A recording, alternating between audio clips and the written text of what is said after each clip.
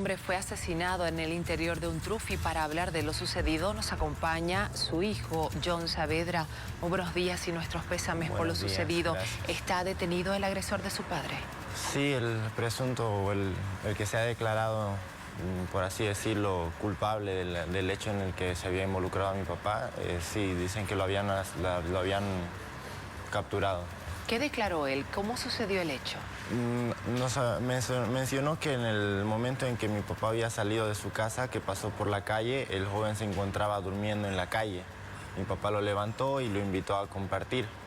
En el momento dice que el joven se levantó y lo acompañó hasta subir al trufi. Una vez ya subiendo al trufi, mi papá le pagó al chofer, le dio al joven para que le cancele al chofer 20 bolivianos y el joven al recibir el cambio agarró y se lo puso en el bolsillo. En el momento en que mi papá empieza a reclamarle el dinero, al parecer el joven se molesta, no quiere darle y mi papá le quita su gorra y en ese entonces el joven lo apuñala. ¿Se conocían anteriormente? No, mi papá nunca lo había visto, tampoco mi mamá ni nosotros nunca lo habíamos visto. ¿Cuán creíble entonces es esta historia para la familia? Nos sorprende porque mi papá, claro, era una persona sociable, hablaba con cualquier persona así, con cualquier extraño, pero no se limitaba a hablar con personas que estén mareadas o borrachas o en ese estado, digamos. Ahora, el ataque sucedió mientras el trufi estaba en movimiento. ¿Qué hizo el chofer? Dicen que el chofer escuchaba solamente que discutían.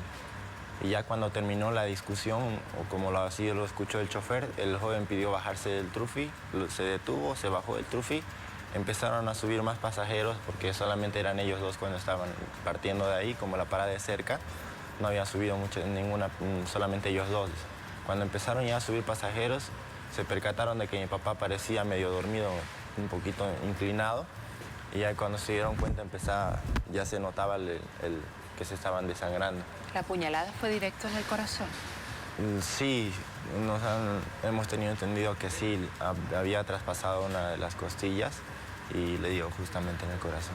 ¿Los pasajeros, el chofer, lo auxiliaron en ese momento? Sí, en ese momento dice que fueron al hospital.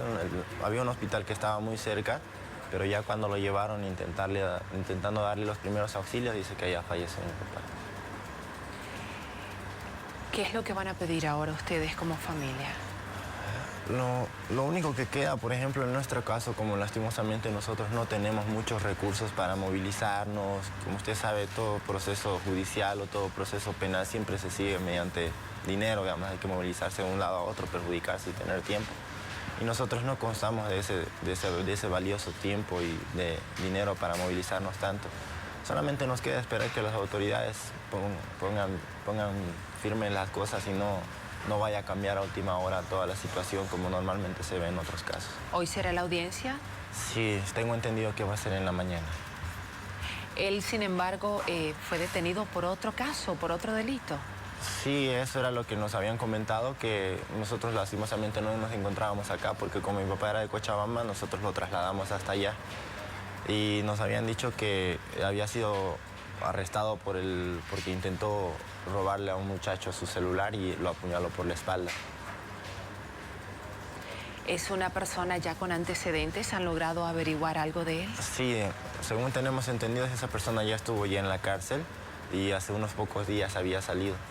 Eso era lo que a nosotros nos sorprendía, digamos que inclusive pedía disculpas por los medios diciendo que se arrepentía y todo, pero o sea, cualquier persona en su sano juicio se pone a pensar y dice, ¿cómo puede arrepentirse de haber asesinado a un hombre si a los pocos días ya está volviendo a asaltar a un muchacho, digamos, ya lo iba a matar? Porque según lo que nos enteramos, si iba a ir un poquito más a un lado, unos centímetros más a la izquierda o a la derecha, si no me equivoco, ya lo iba a matar al joven.